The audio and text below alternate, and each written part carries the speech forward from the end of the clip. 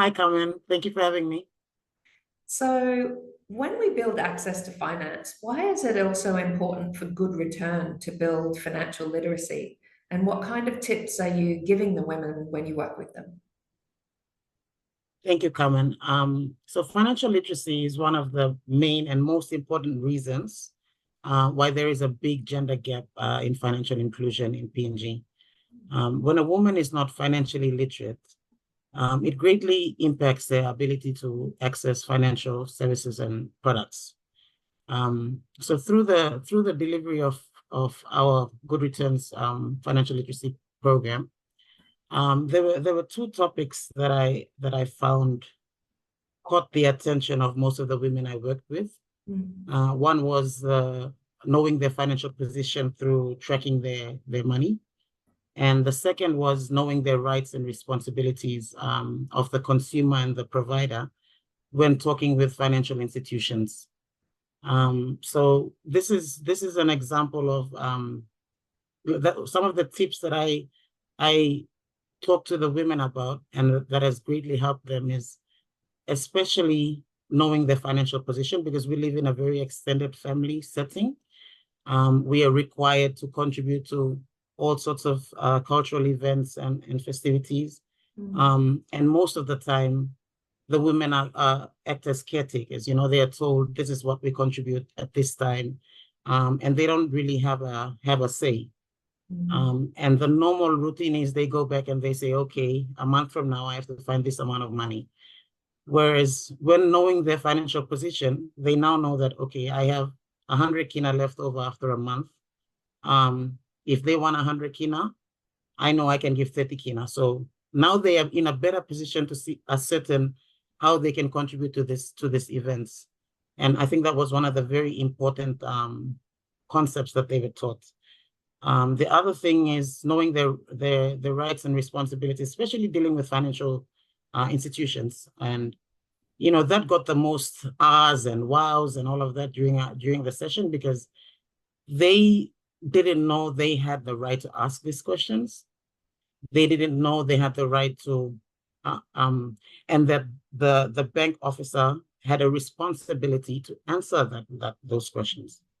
So normally, a lot of the women I work with, they'd go and they'd ask the security guards, how should I open an account? They get the generalized generic information and they go back because they're not empowered to ask more and inquire further.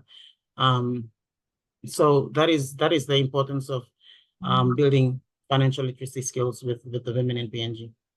Wow. Access to finance means actually walking in the door past the security guard and then everything beyond it. That's right, yes. So as we build opportunities for women entrepreneurs, and then I guess we're also building her confidence in herself and her financial skills then.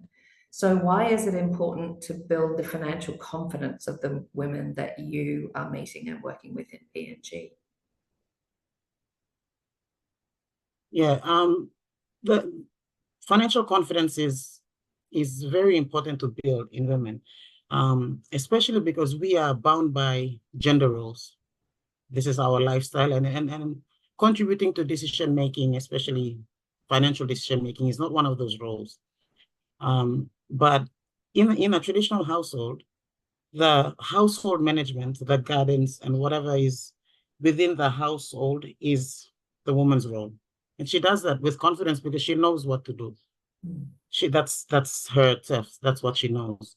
And also moving towards an entrepreneur, a woman who has a small MSME or a small business.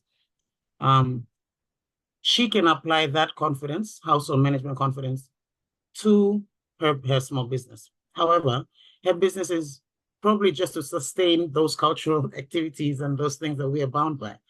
So financial confidence through financial literacy, especially, if they know their financial position, if they know how they can talk to people, how they can manage their money, that builds their confidence to actually contribute to the decision-making process, which is very essential in building their wealth or progressing in their lives, getting out of the poverty status, is if they can contribute. And that's And they can only do that if they are financially literate, if they know the basics of looking after the business. And an example would be the women that I work with is when there is now an event or a festivity that they have to contribute to, they now know their financial position, so they can tell their husband, look, we could have 30 kina from our household. We need to find how we're going to get the additional 70 kina. Whereas before they didn't. So that's that confidence that enables her to contribute to the decision-making process. Not only that, but for a woman MSME owner, an entrepreneur, she's at a position now where she's not digging into her business to support all these cultural obligations. Mm-hmm. She now is financially confident in a business, and she knows that she needs to plan for these things because we live in this sort of society, and it prevents her from digging back into what belongs to the business and separating the business from her as a woman, as a PNG woman, bound by our gender roles. And so that is the importance of building financial confidence, because without that, we can't just go and tell the men, oh no, we can't do that. We need to have some information, some confidence, and the confidence is from knowing, from being aware, from being empowered through financial literacy and the courses that we deliver. Gosh, fantastic. Thank you. So when you think about International Women's Day, what is one of your dreams for women this year? This year, I have a lot of dreams, but I think the main one for women is having the ability to test the waters, for people to have faith in them, to expand their businesses, especially entrepreneurs who are stagnant, who've been doing the same thing for years. And for the women to know that this is not just an income for our families, but this could progress us to another level in their own lives as well. And it's very important to recognize that if a woman has a business and she's successful, the community thrives. It's not just her and her family.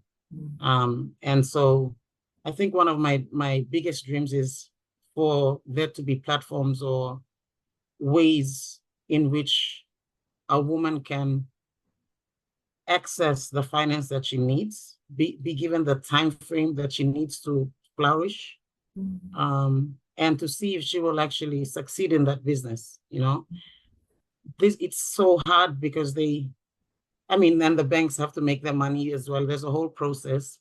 So the bottleneck and the leash is getting tighter with all these requirements. And this, I think a dream would be some woman just say, look, I've been doing this for 12 years.